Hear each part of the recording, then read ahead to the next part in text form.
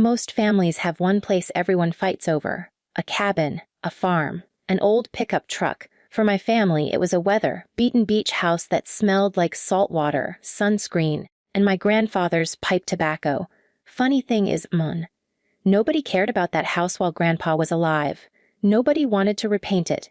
Nobody wanted to fix the leaking roof. Nobody wanted to pay the property taxes. But 6 weeks after his funeral, apparently everyone had always loved it. Especially my younger brother. Looking back now, I should have known the first phone call wasn't really about catching up. It came on a Tuesday while I was replacing a broken fence post behind the house. My daughter Sophie was collecting seashells along the shoreline, pretending each one was treasure. My phone buzzed, TYLRKLING. I almost ignored it. Tyler and I weren't the kind of brothers who talked just to say hello. Whenever my phone displayed his name, one of two things was about to happen.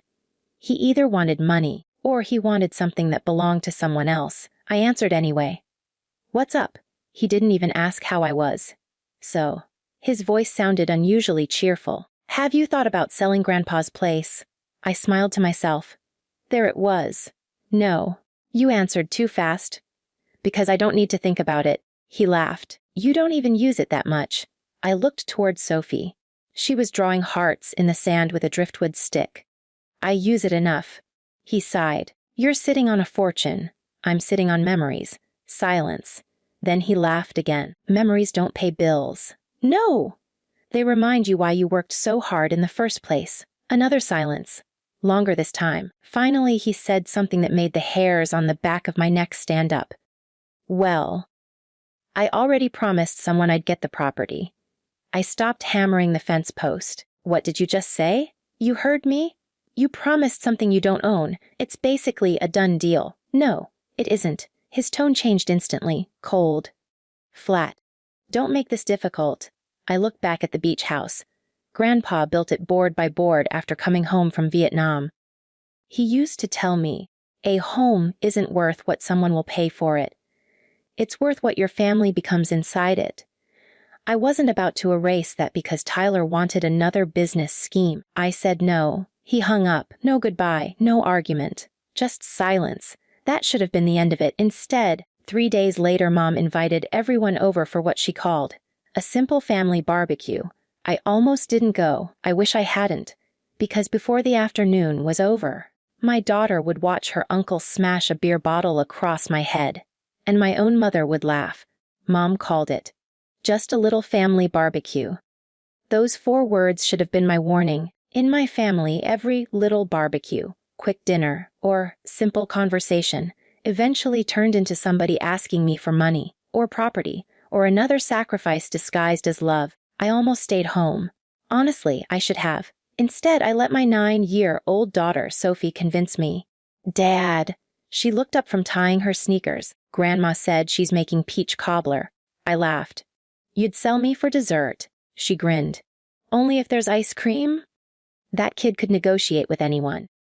So we drove 40 minutes to my parents' house. The whole way there, Sophie talked about seashells she'd collected at the beach house the weekend before.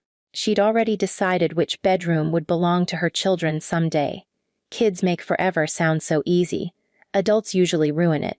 When we pulled into the driveway, Tyler's truck was already there, bright red, brand new, which surprised me, because 6 months earlier he'd borrowed $2,000 from Dad, claiming he couldn't even afford brake repairs. Apparently miracles happen. Or debt does. Tyler walked out carrying a beer before I'd even shut off my engine. There he is. He hugged Sophie, ignored me, then smiled the kind of smile that usually costs somebody else money. "You finally ready to make a smart decision?" I didn't even ask what he meant. "No." His smile disappeared. Damn. I was hoping today would be easier. Inside the house, Mom was setting hamburgers on the kitchen counter. She kissed Sophie's forehead, then immediately looked at me. "I'm glad you came." Those words sounded warm. Her eyes didn't. Something felt rehearsed, like everyone already knew today's conversation except me. Dad came in from the backyard carrying a folding chair. He didn't ask about work. Didn't ask about Sophie. Didn't ask how I'd been. Instead, he pointed toward the dining table. "Sit down. Not, how's everything going? Just sit down. That was when I noticed the folder, cream-colored, thick, waiting in the middle of the table beside 4 pens. I looked at Tyler, then at Mom. No, nobody had spoken yet. But somehow, I already knew. Tyler laughed. We haven't even started. You don't need to. Dad slid the folder toward me. Read it. I stayed standing. I'm not signing anything. Mom sighed dramatically. You always assume the worst. I opened the folder anyway. Property transfer documents, beach house survey, purchase agreement, even a draft closing schedule. I slowly looked up. You've got to be kidding me. Tyler leaned back in his chair. The investors are offering almost $3 million. I closed the folder. Good for them. They're buying neighboring properties. Still no. They need ours. They don't own ours. Mom folded her arms. You're thinking emotionally. I smiled. Exactly. Dad frowned. It's just a house. I looked out the kitchen window. From there you could barely see the old oak tree Grandpa planted the year I was born. I remembered sanding porch railings beside him every summer. I remembered Sophie catching her first fish off the dock.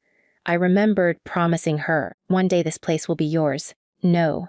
Tyler stood. I've already accepted a deposit. I blinked. You what? He shrugged. I knew you'd come around. I never agreed. You will. I pushed the folder back across the table. No. Silence. Then Mom quietly picked up her coffee, took one sip, looked directly at Tyler, and almost casually said, I guess he still doesn't understand. Tyler nodded once, like they had already discussed what came next. He reached for the beer bottle sitting beside his chair. At first, I honestly thought he was just taking another drink. Then he stood, started walking toward me, still holding the bottle by the neck. Sophie looked up from coloring on the living room floor. Dad, I took one step backward. Tyler, what? Put the bottle down. He smiled, no bow. And in that exact moment I realized this barbecue had never been about convincing me. It had been about forcing me. The bottle never hit the floor. It hit me. Glass exploded across the kitchen. Something warm ran down the side of my face before I even understood what had happened. Then my knees buckled. Somewhere behind me, Sophie screamed so loudly it didn't even sound human. Dad! The room tilted. For one terrifying second I couldn't hear anything except a high-pitched ringing. Then Tyler's voice slowly came back. See, I told you he'd listen. I looked up. Blood dripped onto the property papers scattered across the hardwood floor. Tyler was still holding the jagged neck of the broken bottle. He wasn't shocked. He wasn't apologizing. He looked annoyed, like I'd made him spill his drink. Mom glanced at the blood, then at the papers. She shrugged. If he can't have it, she smiled, then neither can you. Dad sighed. Not at Tyler, at me. Look what you made your brother do. Those words hurt more than the bottle. Because somehow, in less than 10 seconds, I'd become the villain. Sophie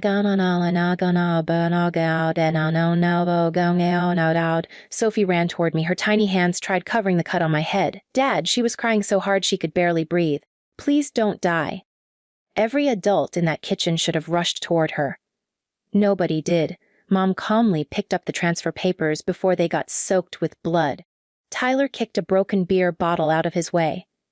Dad folded his arms. The paperwork mattered more than their granddaughter's terror. That was the moment something inside me quietly died. Expectation. I finally stopped expecting these people to become then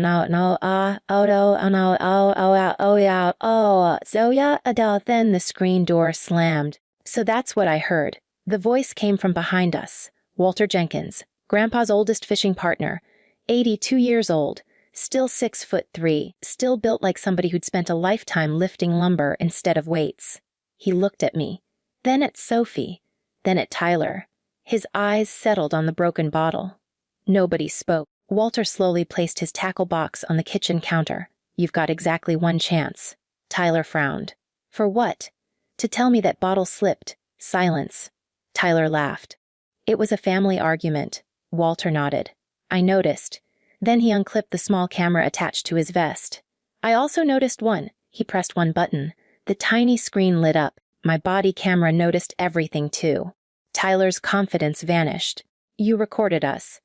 I record every trip after somebody tried stealing my truck 2 years ago. He looked at Dad. You should smile. Your face is crystal clear. Mom grabbed Dad's arm. George. Walter ignored her. Instead, he walked straight toward Sophie. He knelt beside her. His voice softened instantly. Sweetheart. She looked up through tears. Can you do me a favor? She nodded. I need you to grab your daddy's phone. She ran. Walter turned back toward Tyler. I've already called 911. Tyler actually laughed. You think I'm scared? Walter smiled. No, I think you should be. Oh, don't go now. The ambulance arrived first, then 2 sheriff's deputies, then Detective Aaron Lawson. She didn't begin by asking questions. She simply looked around the kitchen. Broken bottle, blood, transfer papers, the unsigned deed. Then she quietly asked, Owns the beach house? I do, she nodded. And who owns these transfer papers? Tyler answered. I had them prepared. You had someone prepare legal documents. She looked directly at him. Before receiving permission from the owner, he hesitated. It was just planning. Detective Lawson wrote something down. Then she asked one question nobody expected. Who paid for the paperwork? Tyler looked toward Mom.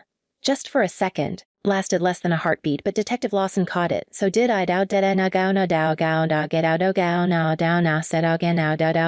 the hospital 7 stitches later. Detective Lawson sat beside my bed holding a slim manila folder. We executed a search warrant this afternoon. I frowned.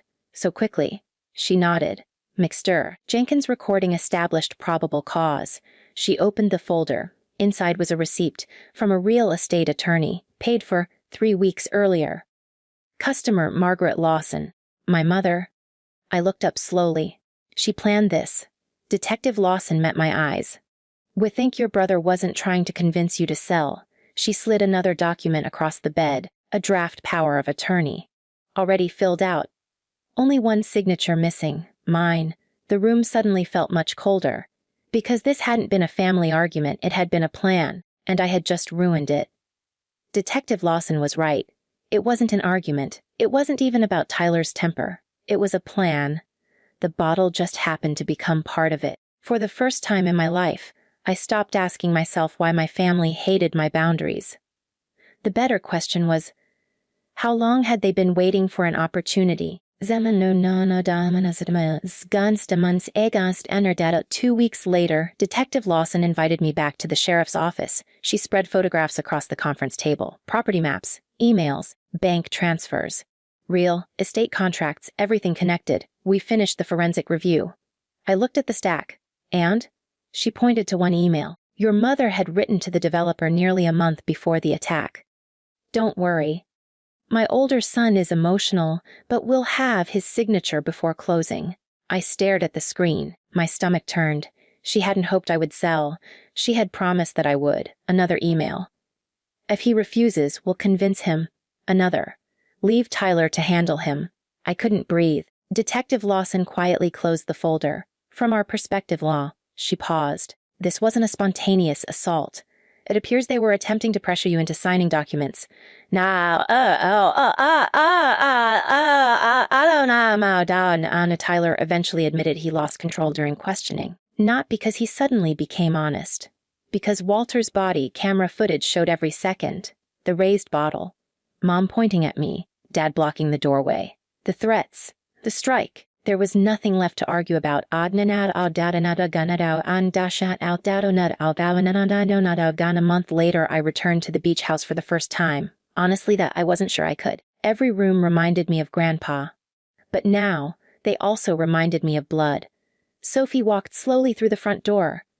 She didn't run to the porch swing like she always had. Instead, she asked, Are bad memories allowed here? I knelt beside her. They're allowed. Will they stay forever? I looked out at the ocean. The tide had already washed away footprints we'd made that morning. No, they fade. Like footprints? She smiled, then quietly hung Grandpa's old fishing hat back on its hook, exactly where he'd always kept it, somehow. That tiny moment made the whole house feel like home again. A few days later, Walter stopped by carrying 2 fishing rods. Thought your daughter might want lessons. Sophie looked at him. I've never caught anything. Walter grinned. Neither did I, For the first 6 trips, she laughed. So you're bad at fishing. I'm outstanding at being patient. For 3 hours they sat on the dock, barely talking, watching the waves, watching gulls dive into the water. Driving home that evening, Sophie whispered, "I think Grandpa would have liked Walter." I smiled.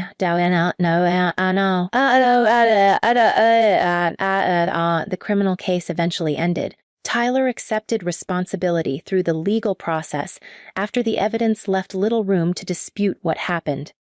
Mom and Dad weren't charged for laughing. People aren't prosecuted for failing to be kind, but their role in trying to pressure me into signing documents became part of the investigation surrounding the attempted property transfer and forgery allegations.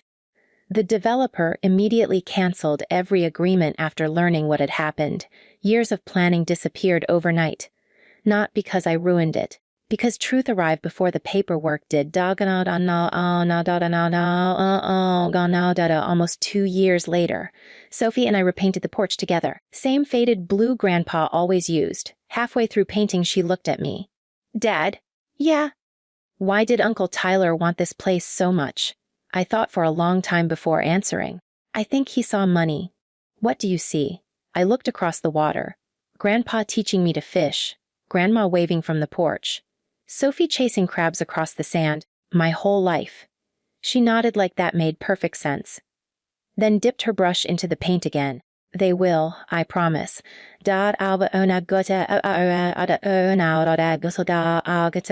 fall, Walter gave Sophie Grandpa's old tackle box. Inside was one folded envelope addressed in Grandpa's handwriting. Not to me, to her.